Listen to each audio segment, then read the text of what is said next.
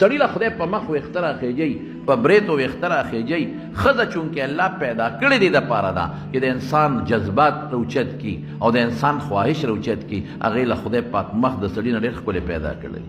د هغې په مخ خدای ویښته نه راخیږي، د هغې په بریتو خدای ویښته نه پیدا کوي، د هغې وجود خدای نازک پیدا کړی دی. د سړي هغسې نازک وجود نه دی کوم چې د ښځې وجود دی. ښځې له خدای حسن ورکړی دی، سړي له هغه حسن خدای نه دی ورکړی. اگر چې دواړه احسن التقویم، الله وی په ټول مخلوق کې بهترین هیئت او بهترین وجود د انسان دی چې سړی او ښځه دواړه دي.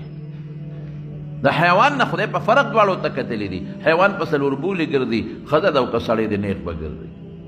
حیوان له خدای پاک د مخ د هغه ته مه ګوره او د انسان مخ ته مه ګوره، دواړو کې ځمکې اسمان فرق. د هغوی خپو ته مه ګوره او د انسان خپو ته مه ګوره، د هغوی لاسونو ته مه ګوره د انسان لاسونو ته مه ګوره، د هغوی داړو ته مه ګوره او د انسان داړو ته مه ګوره، د هغوی پنجو ته مه ګوره د انسان پنجو ته مه ګوره.